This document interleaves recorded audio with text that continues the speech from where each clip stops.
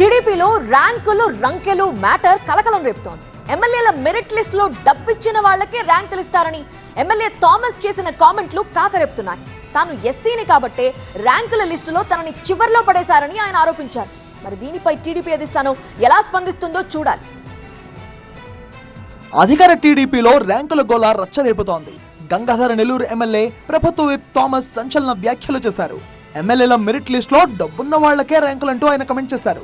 1, 2, 3 ర్యాంకులు రావాలంటే 5 లక్షల రూపాయలు ఇవ్వాలని ఆయన ఆరోపించారు. తన దగ్గర డబ్బు కులం లేదు కాబట్టే తనను చివరిలోకి నెట్టేశారని థామస్ ఆరోపణ చేశారు. తాను ఎస్సీ కాకుండా వేరే క్యాస్ట్ అయి ఉంటే నెంబర్ 1 ర్యాంక్ లో ఉండేవాడన్నారు.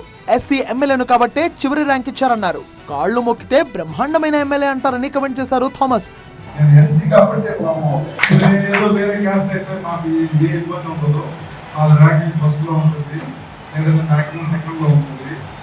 మెయిన్ ప్రాబ్లం ఏంటంటే ఒక దళితుడు మంచిగా కాపులు రాకూడదు, మంచి షర్ట్ వేసుకోకూడదు, మంచిగా ఇండివిజువల్గా ఏ డిసిషన్ తీసుకోకూడదు.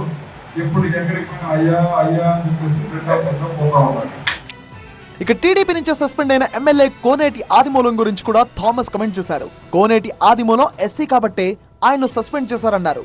థామస్ కమెంట్లపై టీడీపీలో కాకరేగుతోంది. అయితే తనకు టీడీపీలో ఎలాంటి ఇబ్బంది లేదంటున్నారు ఎమ్మెల్యే కోనేటి ఆదిమూలం.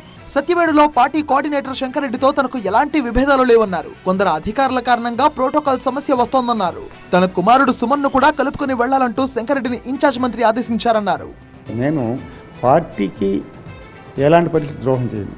పార్టీలో నాకు నిత్యం కూడా ముఖ్యమంత్రి గారు అన్ని రకాల నాకు సహాయం చేస్తున్నారు.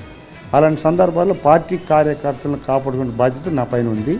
సీఎం చంద్రబాబు సొంత జిల్లాలో టీడీపీ ఎమ్మెల్యే ప్రభుత్వ విప్గా ఉన్న థామస్ ఇలాంటి ఆరోపణలు చేయడంతో టీడీపీలో కలకలం రేగుతోంది. దీనిపై టీడీపీ అధిష్టానం ఎలాంటి చర్యలు తీసుకుంటుందో చూడాలి.